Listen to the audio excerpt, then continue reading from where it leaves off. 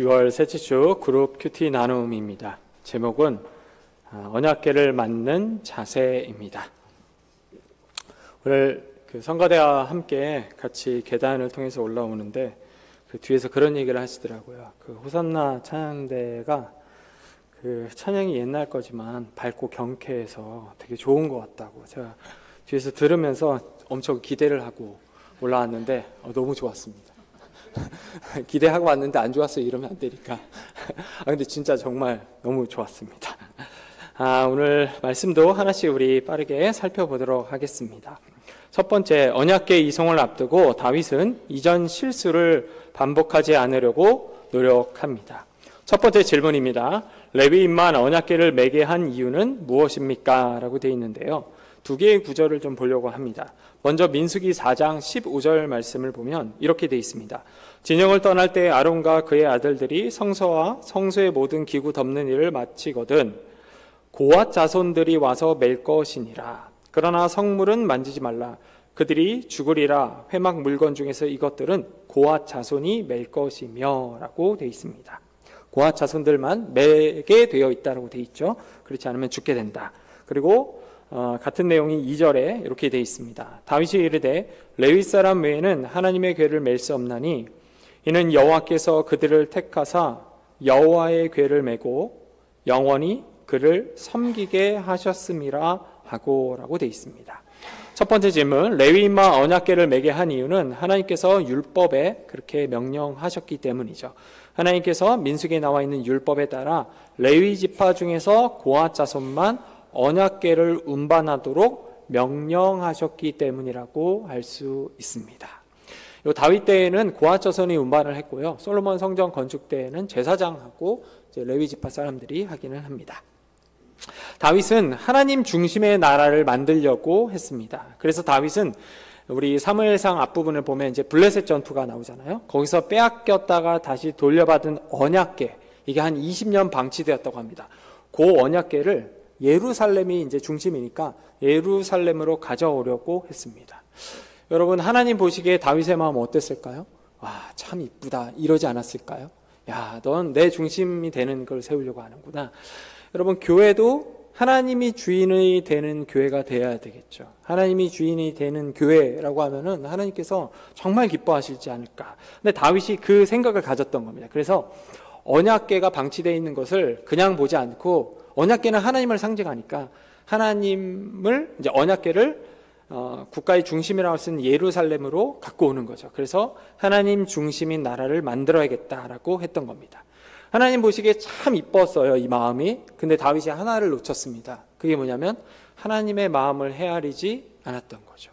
다 좋은데 실제로 하나님은 어떤 마음인가라는 이 질문에 대해서 다윗은 그냥 넘긴 겁니다. 여러분, 하나님의 마음은 어디에 기록되어 있죠? 율법에 기록되어 있습니다. 그래서 율법을 보니까 방금 우리가 답에서 살펴본 것처럼 하나님께서 이런 얘기를 하시죠. 고앗 자손만 운반할 수 있다. 근데 다윗은 이거를 놓친 거예요. 마음은 좋았고 의도도 좋았지만 정작 중요한 거, 하나님의 마음을 헤아리지 않았던 것이죠. 그래서 여러분, 이 본문의 말씀은 우리 어떤 선한 의도도 중요하지만 그와 함께 동일하게 우리가 기억해야 될 것은 하나님의 마음, 그 율법에 나와 있는 것은 무엇인가를 살펴봐야 한다고 할 수 있습니다. 제가 그 심리검사 중에 애니어그램이라는 심리검사를 자격증을 따고 나서 이제 교회를 돌아다니면서 이제 강의를 하곤 했거든요. 제가 기억나는 것 중 하나가, 한 번은 그 권사님하고 장로님들만 한 200분 모이는 데서 애니어그램 심리검사를 하는데, 이제 연령대가 항상 청년이나 아니면 젊은 부부였다가 나이 드신 분들로 바뀌니까 예화를 이제 다 바꿔야 됐거든요. 막 그렇게 하다가 아는 형님이 예화를 하나 주셨는데 이거였어요. 장로님 중에 돈을 굉장히 많이 버시는 분이 있는데 이분이 사모님 생일날, 권사님 생일날 BMW 자동차 키를 딱 주셨대요. 여러분, 기쁘겠죠? 너무 이렇게 심각하게 받아들이지 마시고 표정이 좀 웃으세요. 권사님 생일날 BMW 차키를 딱 던지면서 그 부산 사투리로 니 해라 이렇게 딱 했는데 사모님이 우셨대요. 왜 우셨을까요? 이게 실화인데 그 권사님은 운전면허가 없으셨어요. 이게 웃기기도 하지만 반대로 되게 슬픈 게 장로님은 권사님이 어떤 존재인지를 전혀 모르는 거예요. 약간 비슷한 거죠. 다윗도 정말 선한 의도로 뭔가 하려고 했지만 사실 하나님이 정말 원했던 것 중 하나는 자기의 마음이 담겨있는 율법을 좀 보면서 좀 이 질서를 지키면 어떨까 했던 거, 그거를 이야기한다고 할 수 있습니다. 두 번째 질문입니다. 언약궤를 매는 레위인은 자기의 몸을 어떻게 해야 됩니까? 라고 되어 있는데요.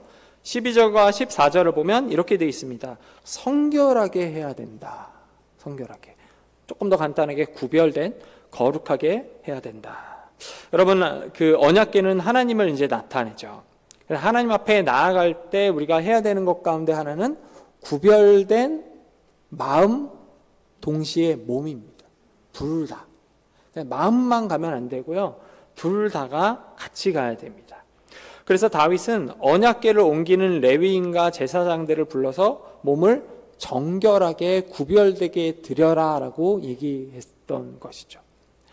한국교회가 지금도 씨름하고 있는 문제 가운데 하나가 거룩이라는 것과 한국이 만든 유교 사상과의 요 아주 미세한 구분입니다. 요즘 젊은 친구들은 이렇게 한마디 하면은 교회를 나가버리니까 어르신들이 가만히 있어요. 근데 또 들어보면 젊은 친구들 얘기가 맞아요. 이거는 거룩이 아니라 그냥 자기가 지금까지 배워왔던 건데 이거 그냥 이렇게 유교 사상에 불과한데 거룩이라고 해갖고 막 이걸 질서 잡고 막 이렇게 한다는 거, 그것도 맞는 얘기입니다. 그런데 여러분, 제가 가만히 보니까 젊은 친구들이 놓친 게 있는데 그게 뭐냐면 하나님과 우리 사이에 놓여있는 보이지 않는 하지만 깊고 건널 수 없는 어떤 그 간격, 그리고 선, 그리고 어떤 담벼락 같은 게 있는 거죠. 좀 있으면 이제 우리가 특세를 하잖아요. 저도 어렸을 때 기억하는 것 중 하나가 이 강단에 올라올 수 있는 날은 그 목사님이 부를 때밖에 없습니다. 혹시 기억나시나요? 특별 새벽기도 아니면 부흥회 때 거의 끝나갈 무렵에 이제 목사님이 그러세요. 여기 어린아이 손을 한번 들어봐요. 그럼 이제 든 친구들만 강대상에 올라옵니다. 이게 아무것도 아닌 것 같지만 우리 마음에 하나님과 나에는 어떤 선이라는 게 분명히 존재하는구나가 이렇게 우리 안에 담겨지는 거죠. 함부로 강대상에 올라가지 않는 것. 사실 우리는 성전이 아니라 교회이기 때문에 강대상에 올라가고 안 올라가면 큰 문제가 되지 않습니다. 그럼에도 불구하고 어렸을 때 이렇게 경험했던 그런 것들은 하나님과의 나의 관계가 무엇인지를 분명하게 보여주는 거죠. 이거를 기억하는 대부분의 성도들은 예배에 올 때 그냥 오지 않습니다. 정결하게 하는 것처럼 내가 내일은 예배인데 한 주간 내가 좀 이렇게 무너지고 또 때로는 하나님 뜻에 따라서 살지 못했지만 그래도 내일은 주일이니까 좀 마음을 정돈하자, 이 마음을 자연스럽게 갖게 된다고 할 수 있습니다. 우리 3번 질문입니다. 다윗이 이전에 언약궤를 예루살렘으로 옮겨라다가 실패한 이유는 무엇입니까? 우리 13절 말씀 같이 읽어보겠습니다. 전에는 너희가 매지 아니하였으므로 우리 하나님 여호와께서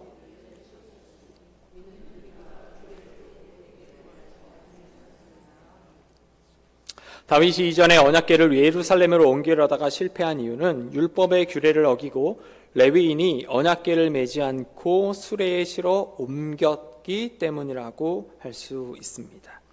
제가 아까 민수기 읽을 때도 그랬지만 여기 본문에도 나와 있는 것처럼 하나님은 언약궤를 운반할 때 어깨에 매라고 했습니다. 그런데 다윗은 어떻게 했죠? 수레를 보냈어요. 블레셋과의 전투에서 언약궤를 빼앗긴 다음에 돌려받을 때 블레셋은 수레에다가 언약궤를 실어서 돌려보냈거든요. 그러니까 다윗이 이 방법을 쓴 거예요. 이 방법을 하나님은 이렇게 생각하는 거죠. 이렇게 이방인의 방법. 지금 다윗과 이스라엘은 약속의 땅, 하나님 나라를 상징한다고 하는 가나안 땅이잖아요. 이 약속의 땅에 있습니다. 이 약속의 땅의 특징 중 하나는 죄라고 상징되는 것들을 다 제거해서 바깥으로 이렇게 보내버려야 돼요.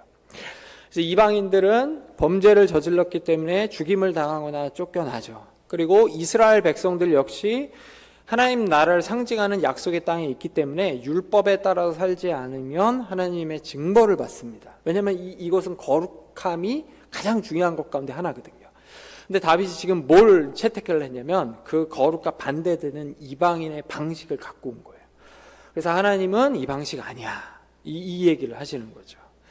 그래서 이전에 다윗은 언약궤를 갖고 오는데 실패를 하고 두 번째에 결국 이제 언약궤를 갖고 오게 된다고 보여주고 있습니다.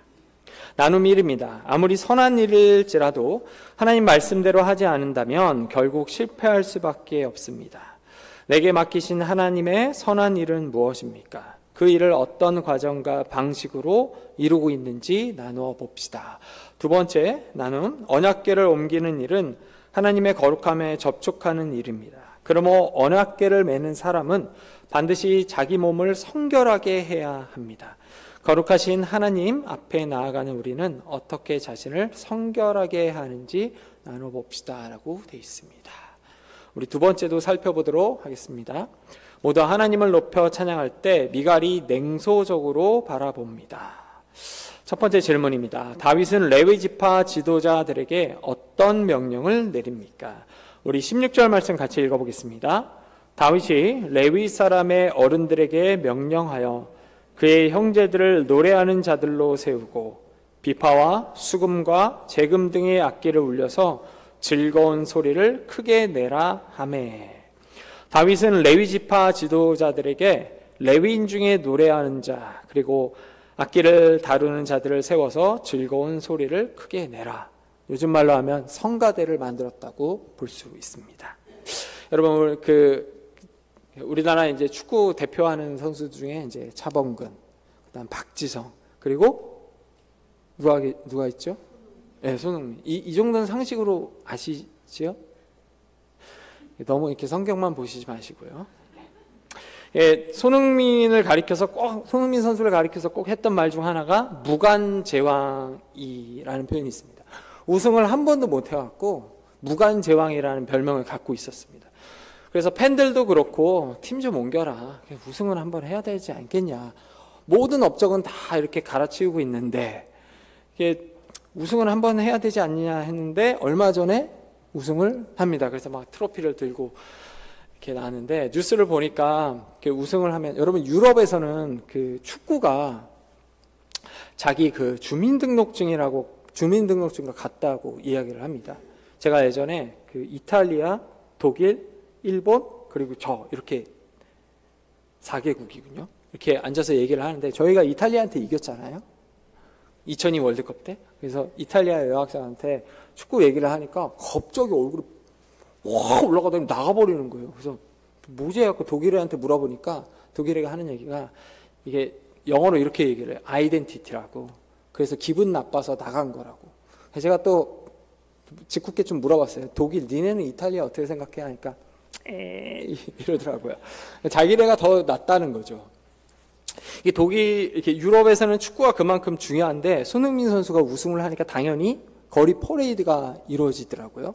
뉴스를 보니까 이쪽에서 막 이렇게 셀카로 막 사진 찍고 막 노래 부르고 하는데 토트넘의 응원가 중 하나가 제가 알기로는 이런 게 있어요. 영광 할렐루야 이거를 본 따서 만든 노래 응원가가 있습니다. 그걸 저쪽에서도 막 부르더라고요. 그리고 트로피를 막 드니까 사람들이 막 난리를 치는 걸 한번 본 적이 있습니다. 여러분 이 언약궤가 들어올 때 이 장면하고 거의 똑같다고 보시면 됩니다. 저쪽에서 언약궤가 막 들어와요. 사실은 언약궤가 들어오지만 누가 들어오는 거냐면 하나님이 들어오시는 거죠. 하나님의 임재를 나타내고 하나님의 통치를 나타내요. 언약궤가 막 들어오니까 여러분 어떻게 하냐면 다윗이 세웠던 찬양팀 우리가 방금 읽었잖아요. 다윗이 레위 지파 중에 일부를 뽑아갖고 찬양팀을 딱 세우는 거예요. 찬양팀을 향해서 찬양을 하라고 명령을 하는 거죠. 막 찬양을 하는 겁니다. 요즘 말로 하면은 언약궤가 들어올 때 어린아이들 이렇게 셀카 이렇게 딱 찍는 거죠. 주님 오시네. 딱 이러면서 얼마나 기쁘겠어요. 그 장면이 지금 방금 우리가 봤던 16절이에요. 레위인 중에 노래하는 자, 악기를 다루는 자는 즐겁게 소리쳐라. 동일한 내용이 이 뒤에 두 번째 질문에도 등장하는데요. 한번 같이 연달아 보도록 하겠습니다. 언약궤가 이동할 때 레위인 백성 다윗은 무엇을 하며 이동합니까? 이렇게 돼 있습니다. 27절에 29절 보면은 그날을 비롯한 노래하는 레위인이 앞장서고 백성은 크게 부르며 악기를 연주했고 다윗은 힘을 다해 춤을 추었다. 앞에서 이야기한 것처럼 하나님의 언약궤가 들어오자 모두 다 하나님 앞에 섰기 때문에 왕이나 아니면 백성이나 어떤 지도자나 가릴 것 없이 예배자의 모습으로서 동등하게 하나님을 찬양하기 시작했던 거예요. 선수들이 우승을 했지만 선수들을 응원하는 팬들과 한마음이 돼서 막 자기네 팀 응원을 한 것처럼 언약궤가 들어오니까 하나님 오셨다 하면서 그 어떤 연예인보다, 그 어떤 스포츠 선수들보다 훨씬 더 화려하게, 훨씬 더 마음을 다해서 높였던 겁니다.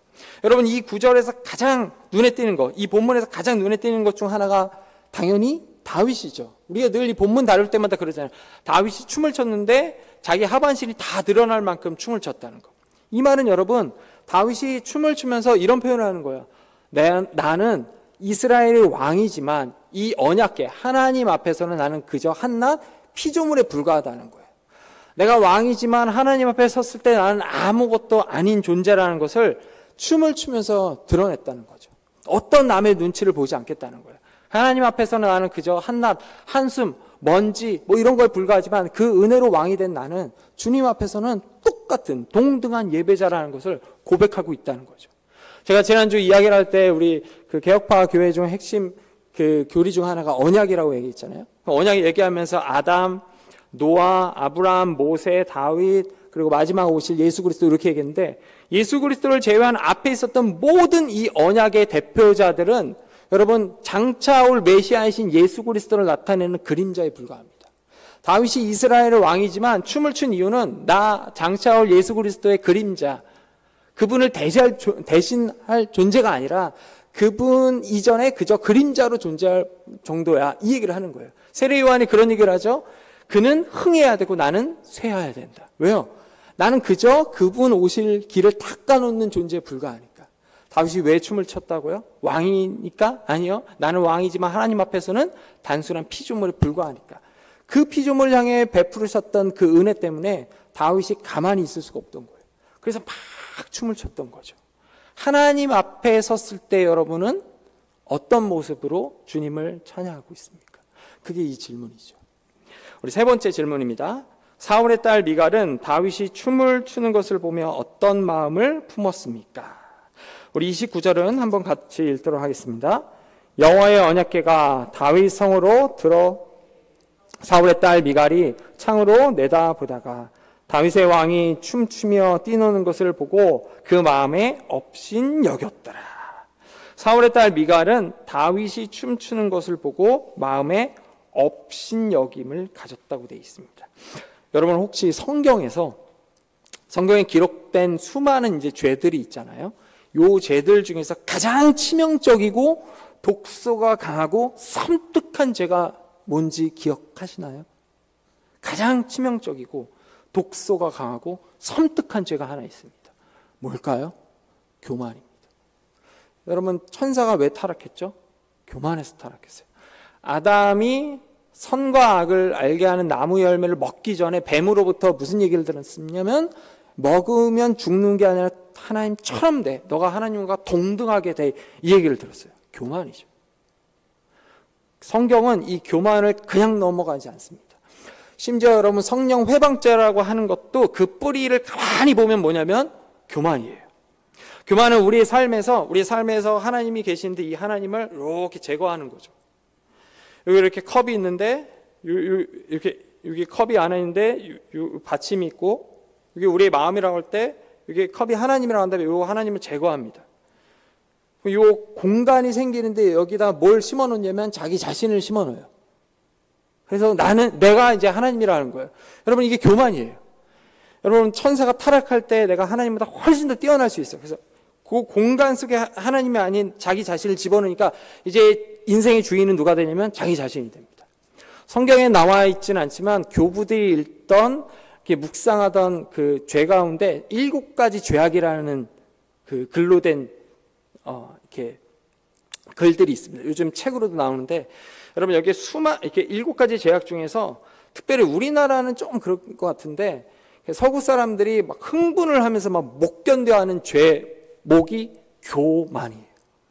이 앞에는 성적인 범죄도 있고요. 막 다른 범죄도 있는데 그냥 넘어가는데 교만 앞에서는 서구 사람들은 막 울그락불그락해요. 왜냐하면 이걸 다루기 싫다는 거예요. 본인도 아는 거예요.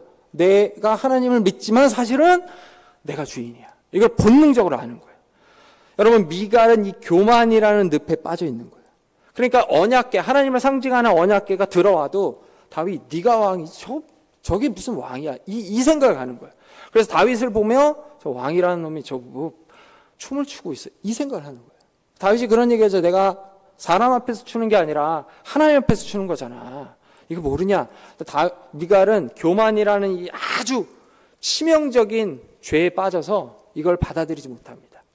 하나님은 그냥 넘어가지 않거든요. 그래서 이렇게 성경 뒷부분을 보면 미갈은 어떤 그 고통을 당하죠? 죽을 때까지 자녀가 없는 고통을 당합니다. 우리나라도 그렇지만 여러분, 고대 근동 사회에 있어서의 가장 큰 저주 가운데 하나는 자녀를 갖지 못하는 것. 태가 끊어져서 그 가문이 무너지는 거죠. 미갈이 이걸 경험해요. 미갈. 여러분, 오늘날에도 이 교만은 하나님께서 그냥 넘어가시지 않는 죄입니다. 세상에 날고 기는 사람들 참 많잖아요. 역사 속에서. 우리가 그 앞에 서면 우리가 크리스찬이고 또 하나님께 구하면 하나님께서 응답하신다고 하시는데, 우리가 그 앞에 설 때마다 도대체 하나님은 어디 계시고 내 신앙은 정말 제대로 서 있는 건지 막 고민할 때가 많아요. 세상이 이긴 것 같고 마귀가 승리한 것 같은 거. 근데 시간이 좀 지나서 뒤를 딱 돌아보면 어때요? 하나님이 그냥 넘어가지 않구나. 반드시 그 죄를 하나씩 묻는구나. 이걸 우리가 경험합니다. 인생을 짧게 산 사람일수록 이걸 잘 모르지만 지혜롭고 또 하나님의 말씀 가운데서 하나님을 믿고 가는 사람들은 역사 속에서 하나님이 그냥 넘어가지 않는 것. 특별히 교만 같은 경우에는 더욱더 치명적으로 하나님 진지하게 보시면서 묻고 따진다는 거 우리가 보게 됩니다. 여러분, 제가 그 예전에 묵상하던 그 큐티책 가운데 밑에 이런 구가 있었어요. 찰스 스펄저 목사님 하신 얘기인데, 기도하지 않고 성공했냐? 그러면 너는 그걸로 인해서 망하니라.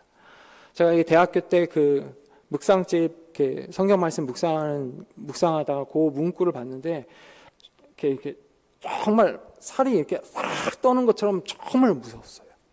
기도하지 않고 성공하는 거, 그걸로 망한다. 하나님 그냥 넘어가시지 않겠다는 거죠. 우리의 마음이 어디에 있는지, 내 마음의 주인이 누구인지가 명확할 때 여러분, 하나님을 찬양할 수 있고요. 언약궤 단순히 상자처럼 보이지만 그것을 보면서 동시에 하나님이 나와 함께하며 내 삶을 통치하는구나를 발견하게 됩니다.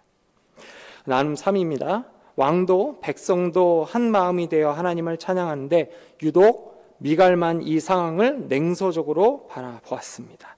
체면을 우선시하느라 춤추며 하나님을 찬양하는 마음을 도무지 공감하지 못합니다.